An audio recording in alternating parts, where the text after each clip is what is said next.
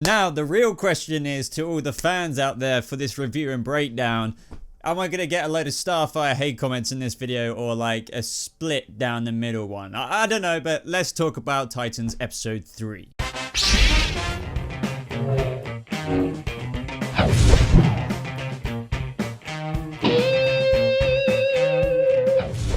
How's it going, Titans? Welcome back to a brand new Titans review of episode 3/breakdown, whatever you want to call this video.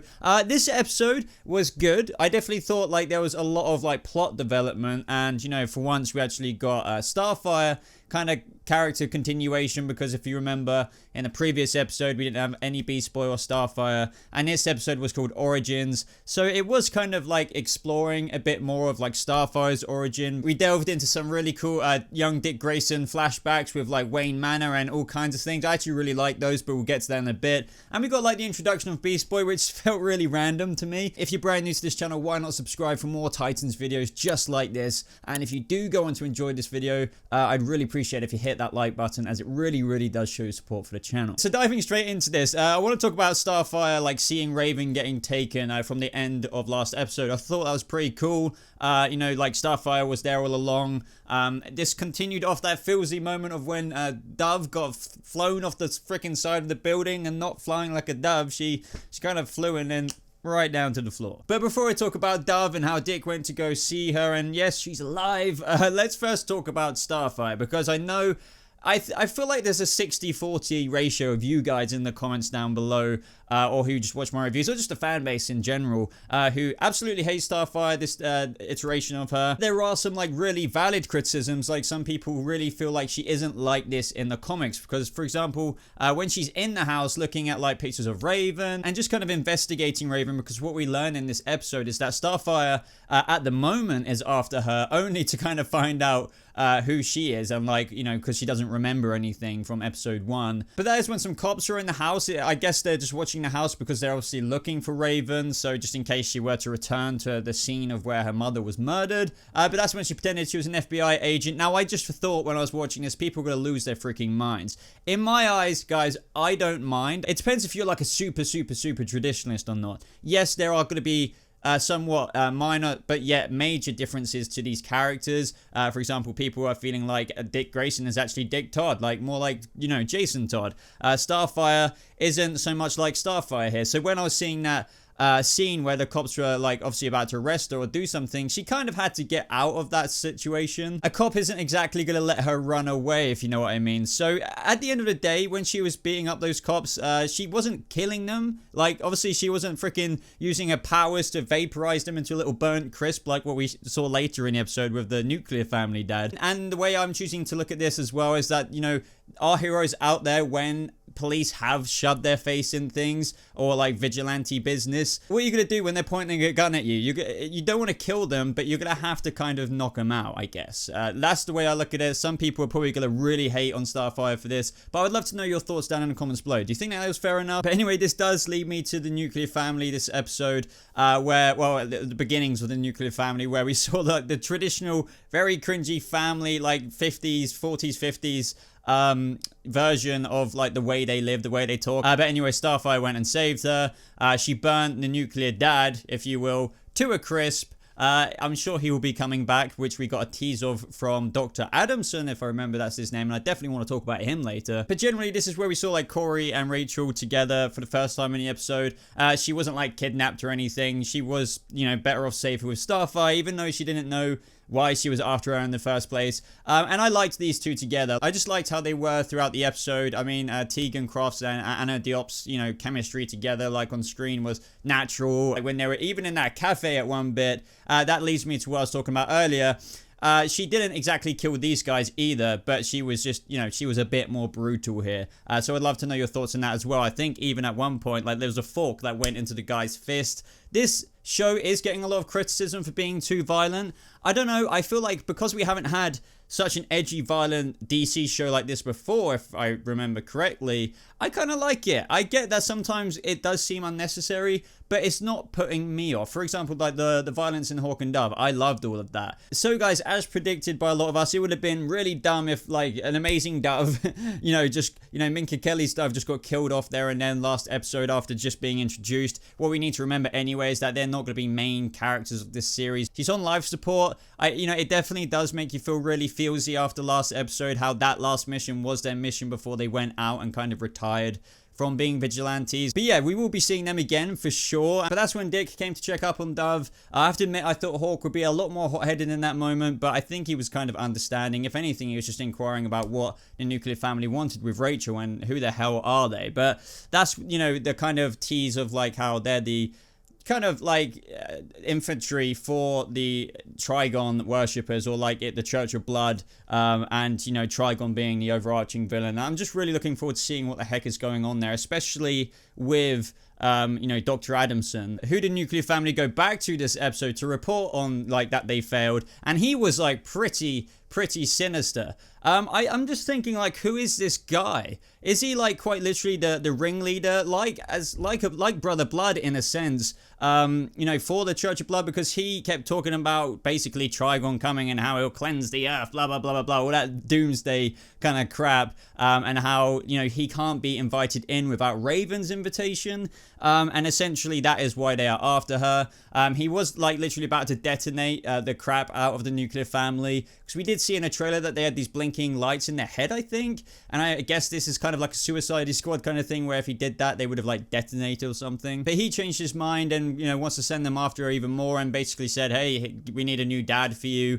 So yeah, I'm really just definitely interested in his character. I'd love to know who you guys think Dr. Adamson could be in the comments down below. Obviously, this story is going to be like a new iteration of how Trigon is going to come, to be on the screen or whatever, and how Seamus Dever, is going to, portray Trigon. In my previous Titans video, that should be in the cards above there, where I go over Starfire's final look and Raven's actual comic book accurate look as well. It looks like we do see Seamus Dever behind Raven in this one scene at some point in the series. Now, whether that is Brother Blood, but it has been, said that he was cast as Trigon. It's a bit confusing, but regardless, Trigon in human form isn't surprising at all. So this is, pieces of the puzzle that I feel like we all need to put together. But regardless, Dr. Adamson is a mother-flipping fanboy of Trigon and wants him out, like, now. I love the look of Wayne Manor in this series. It just looks perfect. And when Dick Grayson walked into, like, I'm guessing what was his bedroom, and he saw, like, all of these, like, clothes laid out there, all of these shoes that I'm guessing were intended for him. He was just, I think, a bit overwhelmed by it, and he wanted to kind of run away at first. But what I really appreciate about that moment in particular in the flashbacks is when Alfred was saying to Bruce, where it's like, do you really think that this is a good idea? The boy's been through so much. I don't need to remind you that your extracurricular activities are not conducive to taking care of a child. And I'm pretty sure that's what he said. And we all know Alfred is probably thinking, look, you're freaking Batman. How the hell are you gonna like look after a kid when you're doing what you do in the Batcave, or should I say your extracurricular activities? But we'll revisit that in a second. But this is when later that night, I'm guessing, Dick was looking out the window, and I just love the view from Wayne Manor. Like, it's just so comic booky in the sense that there's Gotham City skyline. And Gotham just looks so good. They nailed it in this. Like, you can really imagine that being Batman's freaking city, or him on one of those rooftops when he's looking out, when Dick Grayson's looking out the window. But that is when we got this quite, I was kind of like caught off guard by this when Dick Grayson like jumped out the window and did like those CGI kind of swings. It definitely didn't look mega real, but I did love it at the same time, just because it reminded me of like a Young Justice kind of Robin. Really, obviously he would be that acrobatic because he was a flying Grayson, but ultimately it just looked strange and not massively believable. But regardless, it was like, oh my god, like you can imagine like an actual live action Young Justice Dick Grayson here / Robin. Really, really, really cool in a way. And I bet that moment when Bruce was looking out the window and witnessing this, he was like, what the heck? Like, he's gonna be my Robin. Like, he's gonna be my Robin. Like, this is gonna happen. But because Dick kept running away, like, I like the scenes where he was talking to, like, the foster care lady, and she was just like, you know, you can't keep doing this. You know, Mr. Wayne understands how you're feeling, you know, because he lost his parents too. And I like that moment when Dick was just like suddenly looked at her like, wait, what? Like, and that's obviously like kind of what led him to, you know, stay there again. But he did like basically confess after, you know, stealing the Porsche that he one day drives, as we know in this series, which was really cool scene as well. He's like driving towards Gotham City. The police were chasing him. I loved all of the flashbacks this episode. Bruce was like watching behind the glass and, you know, was probably a bit, you know, concerned about this. And this is what gave him the idea to show him another way to be, you know, to be Robin and control his anger.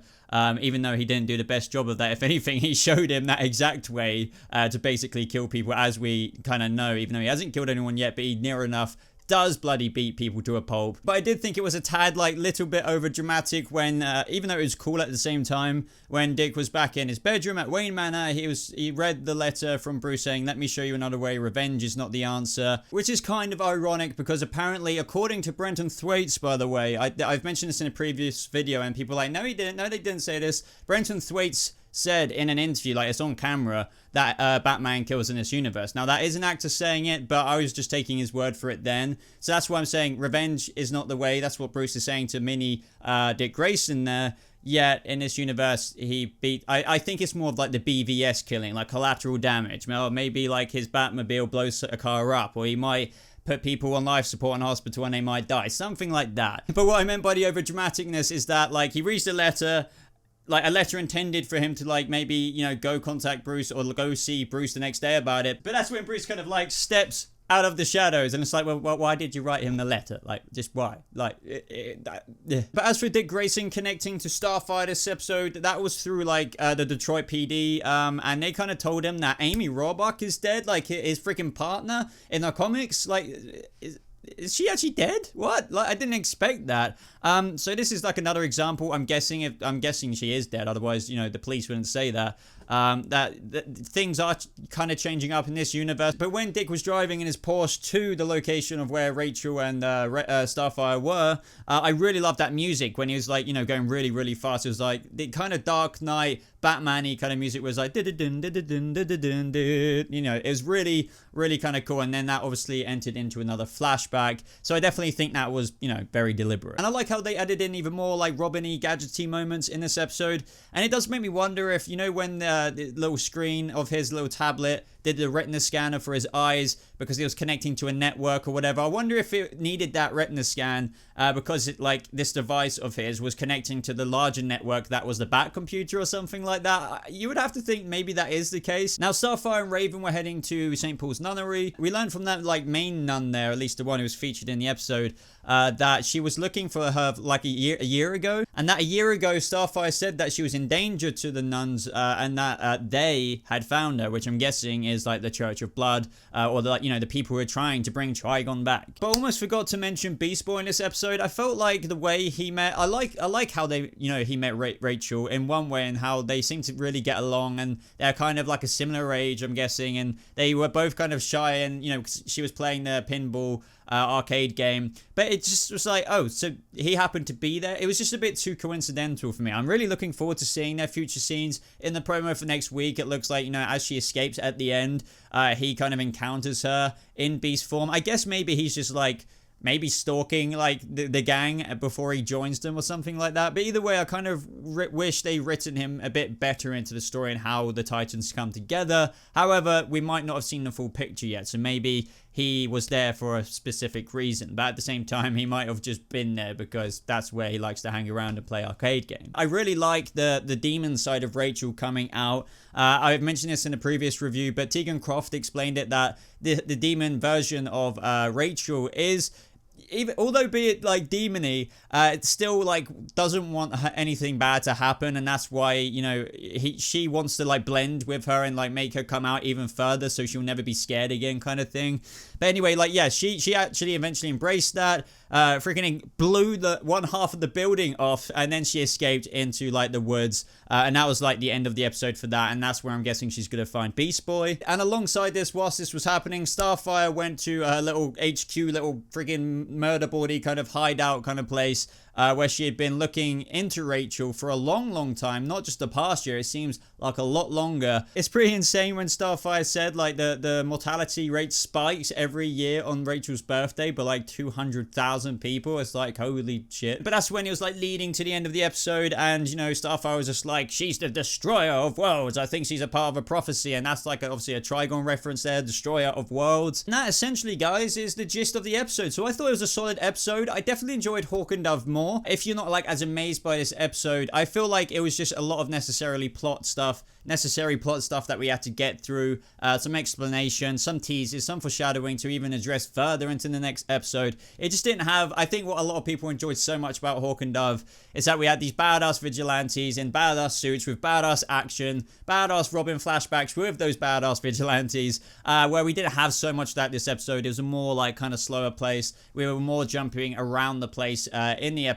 But let me know your thoughts on this down in the comments below, guys. If you did, of course, like this video and you want to support the Titans videos even further, be sure to hit that like button. And of course, if you're brand new here, why not subscribe for more videos? But other than that, thank you so much for watching. I hope you guys have a lovely rest of your day. I'll see you Titans in the next video. Goodbye.